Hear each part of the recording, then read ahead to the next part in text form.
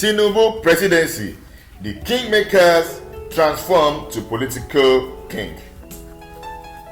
From his political journey as a senator, governor, and political godfather, the president-elect Bola Tinubu will today be sworn in as the fifth democratically elected president since Nigeria's return to democracy in 1999. Bola Ahmed Tinubu will today assume office as the 16th president of Nigeria. The man popularly known as JAGABAN, the leader of warriors, has never hidden his ambition to rule the country. True to his conviction and the title bestowed on him by the Emir of Bogu in Niger State, the politician believes that power is not served a la carte.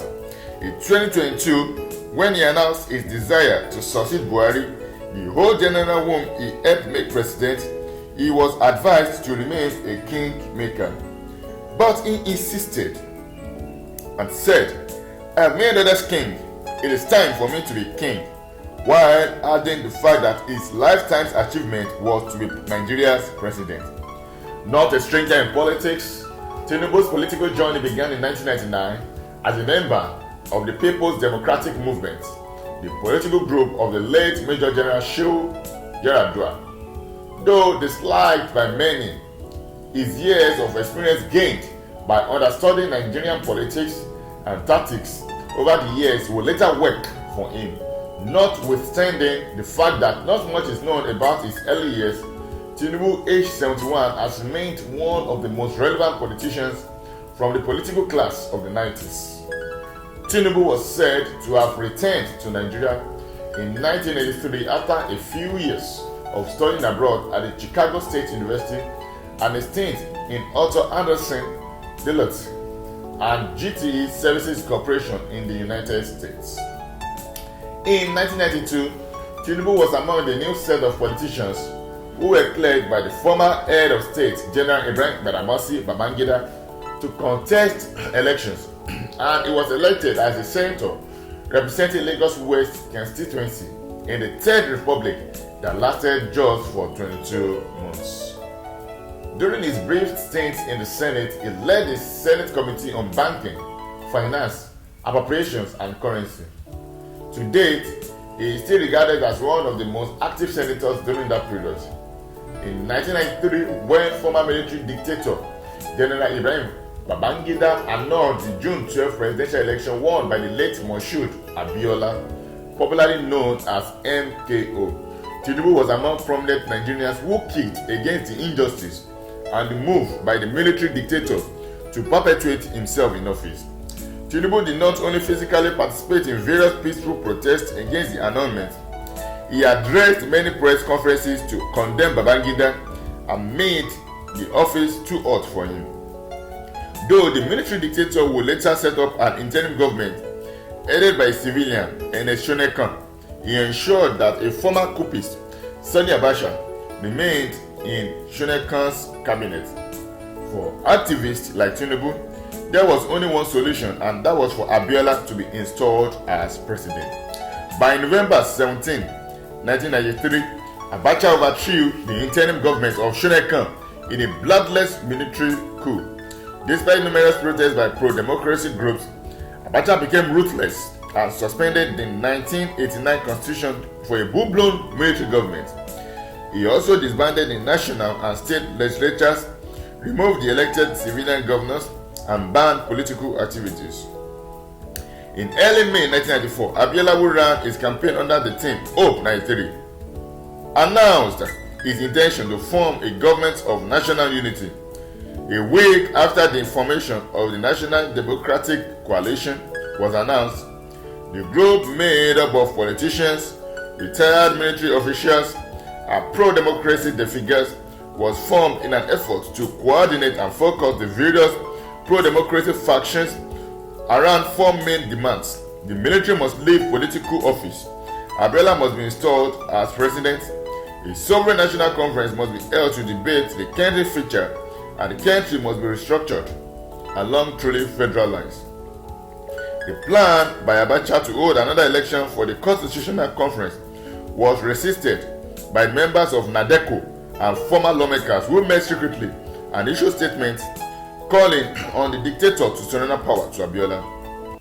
On June 1, Ame Ebute, the former Senate president, publicly announced the senator's decision to reconvene. Tinubu, Ebute, many senators and members of the House of Representatives were arrested the following day and detained without charge for weeks. They were alleged to have committed treasonable offense against the state, and Tinubu, on his part, was also accused of planning to bomb Ejigbo NNPC depot. They were later granted bail by the court after several weeks of being humiliated by the security agencies. Though Tinubu fled the country because of threats to his life, he would later come back to Nigeria following General Absalam Abacha's decision to hand over power to a democratic government. Tinubu returned to Nigeria in 1999 and joined the Justice Forum, a political platform for the progressives in Lagos, and became one of the prominent members that formed the Alliance for Democracy. He was supported by members of NADECO, Afenifere, and citizens alike. This gave him the base he needed to emerge as a Lagos State governorship candidate under the AD. Tinubu, in a landslide victory, polled 840,000 votes to defeat the candidate of the People's Democratic Party, that was Sarumi, who got 184,000. The candidate of All Progressive Party, Nosiru Kekere Ekun, scored 122,000 votes. Tinubu won 19 of the 20 local councils. He also won a second term in spite of the offensive launched by then President Olusegun Obasanjo. While other AD governors failed to get a second term, Tinubu was re-elected and continued to dictate the politics of the nation's commercial center. Expectedly, his control of politics in Lagos and across the southwest region has not gone down well with his political opponents, who have continued to question and scrutinize his pedigree, educational qualifications, integrity, and other aspects of his life and political career. The ex-Lagos State Governor's chokehold on Lagos is a sore point for those who love to hate him. In a bid to actualize his dream of ruling the country, the Jagaban struck an alliance with retired Major General Muhammadu Buhari, a serial election loser. The alliance between Buhari's northern bloc of the Congress for Progressive Change and Tinubu's southern bloc of the Action Congress of Nigeria will later birth the All Progressive Congress and make Buhari the president in 2015 and 2019. Fast forward to early 2022, Tinubu declared his intention to run for the presidency. In an interview with State House correspondents, he announced that he already informed Buhari of his intention. What Buhari probably did not know at that point was that the race for the presidency was not going to be easy. The odds appeared to be against him. Buhari, whom he had to become the president, did not offer a word of endorsement or support.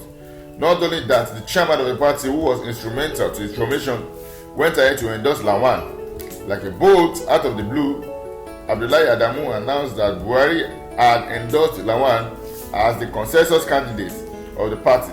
However, the intervention of the APC governors and some other stakeholders gave Tinubu some respite. He consequently won the party ticket, but his choice of a fellow Muslim as running mate became an albatross. The nomination of Kashim Shettima, ex-Borno State Governor, Drew Knox from the Christian community, posed a grave challenge to his election process. But if he thought winning the APC presidential ticket was the last internal party ordeal he would face, Tinubu was proved wrong by the central bank governor, Godwin Emefiele's Naira redesign policy and the cash crisis that ensured across the country. The fuel scarcity, which also uphold businesses and threatened the February election, also posed a headache for Tinubu. These issues were rightly or wrongly blamed on Buhari, and some elements in the presidency were said to be opposed to Tinubu's ambition. Though the CBN and presidency denied that the policy was targeted at Tinubu, the Southwest political kingpin in an outburst in Abeokuta, Ogun State, alleged that it was intended to frustrate the electorate and prevent them from voting for Tinubu.